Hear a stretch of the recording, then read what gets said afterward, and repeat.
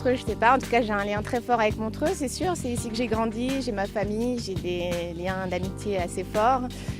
Après, je suis partie en France il y a 10 ans, mais je reviens vraiment régulièrement. C'est pour ça qu'on est à la gare aujourd'hui. C'est un endroit que je fréquente beaucoup à Montreux, la gare.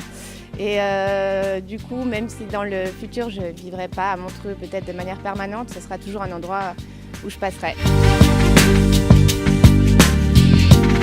Le premier atout de Montreux, c'est sûr, c'est le lac Clément pour les intimes.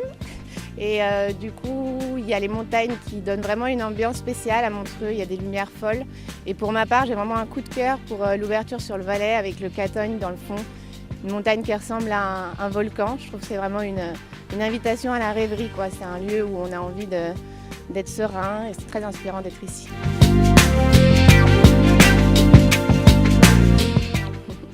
Alors à Montreux, même s'il y a déjà beaucoup de lieux culturels comme le NED plus anciennement, le Décalqué, le Loft A46, le Carré d'As et l'Atollan Art Factory un peu plus récemment, je pense malgré tout qu'il manque un endroit qui serait un endroit ouvert de façon permanente, un endroit où on pourrait aller boire un verre, un endroit où les gens de Montreux et de la région auraient envie de passer, un lieu de culture, d'échange, où il y aurait des concerts gratuits ou pas chers ou au chapeau.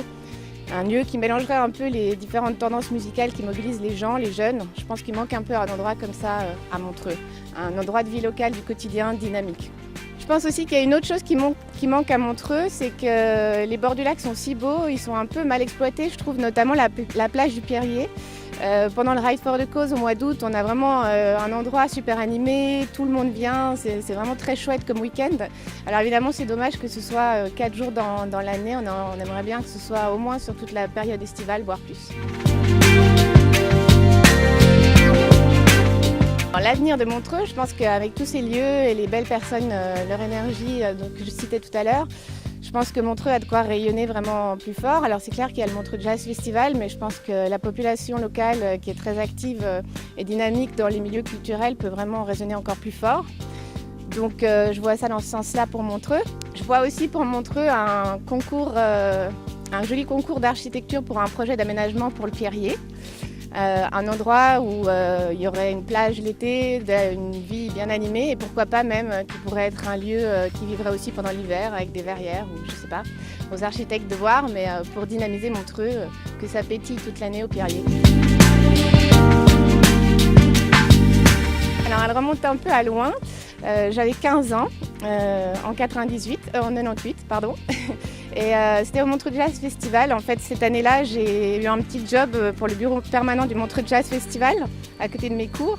Et j'avais un pass pendant le festival. Et comme Claude Nop, c'était un ami de la famille et tout ça, j'ai eu un accès un peu spécial au concert. Et pendant le concert de Supertramp cette année-là, je me suis retrouvée un peu accroupie derrière la batterie quasiment. Et c'était vraiment un moment super absurde, super fou.